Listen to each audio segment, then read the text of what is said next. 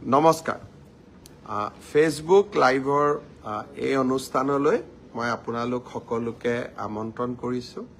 মাত্ৰ দুটা সৰু খবৰ দিবলৈ আপোনালোকৰ মাজলৈ আহিছোঁ আপোনালোক সকলোৱে বিশেষকৈ আমাৰ যুৱ বন্ধুসকল অত্যন্ত উৎকণ্ঠাৰে সৈতে অপেক্ষা কৰি আছিল যে পুলিচৰ কনিষ্টবলসকলৰ নিযুক্তি কেতিয়াৰে পৰা হ'ব বা কোন দিনাখন হ'ব মই যতে মিটিঙলৈকে যাওঁ তাতেই মোক সোধে যে মামা আমি পুলিচৰ ইন্টাৰভিউ পাছ কৰিলো আমি এপইন্টমেন্ট লেটাৰ কেতিয়া পাম মই আপোনালোকক আজি জনাব খুজিছো যে আপোনালোকৰ উৎকণ্ঠাৰ অন্ত পৰিলে 3 তাৰিখে গুৱাহাটীত আমি আপোনালোকক নিযুক্তি পত্ৰ বিতৰণ কৰিম যিসকলে পুলিচ কনিষ্টবল বা কমান্ডো এবি ইউবি এসআই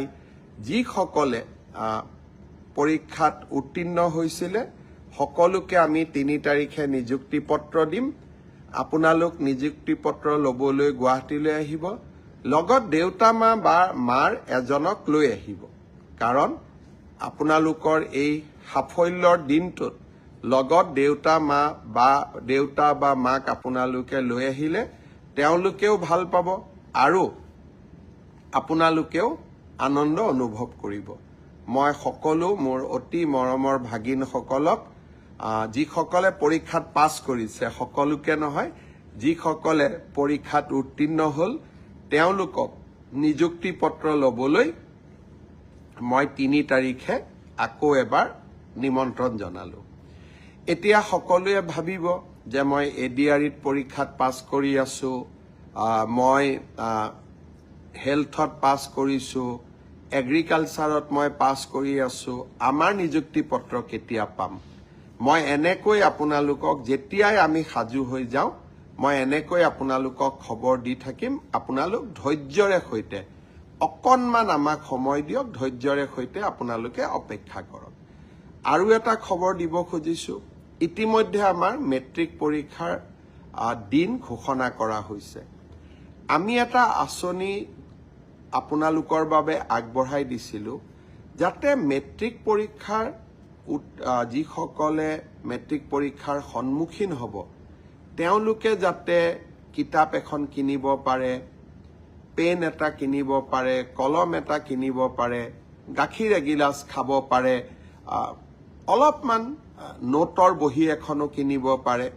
সেইবাবে আমি প্ৰতিশ্ৰুতি দিছিলো যে আপোনালোকক আমি মেট্ৰিক পৰীক্ষা নোহোৱালৈকে মাহত 300 টকাকৈ দি থাকিম এইবাৰ প্ৰায় 4,25,000 ছাত্ৰ ছাত্ৰীয়ে 28 তাৰিখে শিক্ষামন্ত্ৰী ৰণোজ পেগু ডাঙৰীয়াৰ সৈতে আপোনালোকক নৱেম্বৰ মাহৰ 300 টকাটো মুকলি কৰি দিম তাৰ পিছত ডিসেম্বৰত পাব জানুৱাৰীত পাব ফেব্ৰুৱাৰীত পাব প্ৰত্যেক মাহতে 300 টকাকৈ আপোনালোকে পাই থাকিব তৃতীয় আৰু এটা খবৰ দিব খুজিছো বিটিসি নিবাসীসকলে বা বিটিসিত বাস কৰা ৰাইজে প্ৰায়ে আমাক সুধি থাকে যে আমি অৰুণোদয় কেতিয়াৰ পৰা পাম আমি বিটিসিত অৰুণোদয় তালিকাখন প্ৰায় সম্পূৰ্ণ কৰিছো অহা 12 তাৰিখে 12 ডিসেম্বৰ তাৰিখে কোকৰাঝাৰত মই যাম হাগ্ৰামা মহিলাৰী ডাঙৰীয়াও থাকিব আমাৰ মন্ত্ৰী বিধায়কসকলো থাকিব 12 তাৰিখে আমি বিটিসিৰ অৰুণোদয় আঁচনিটো আৰম্ভ কৰিম আপোনালোক সকলে উপকৃত হ'ব আজি বহুত দীঘলীয়াকৈ ক'ব খোজা নাই বিধানসভা চলি আছে সেইকাৰণে মই ৰাজনৈতিক কথা বতৰা আজি আপোনালোকক ক'ব খোজা নাই চৰকাৰখনে বিকাশৰ কাম কৰি আছে উন্নয়নৰ কাম কৰি আছে আৰু আমি আপোনালোকৰ কাৰণে নিৰন্তৰ কাম কৰি থাকিম বিধানসভাও আপোনালোকে চাই থাকিব যোৱাকালিও মোৰ বক্তব্য আছিলে তাকো আপোনালোকে নিশ্চয় শুনিছে বিশেষকৈ এই বিধানসভাতে চাহ বাগিচাৰ শ্ৰমিকসকলক আমি মাটিৰ অধিকাৰো দিম সেইকাৰণে এইকেইদিন বিধানসভাত আহিবলগীয়া আইনবোৰ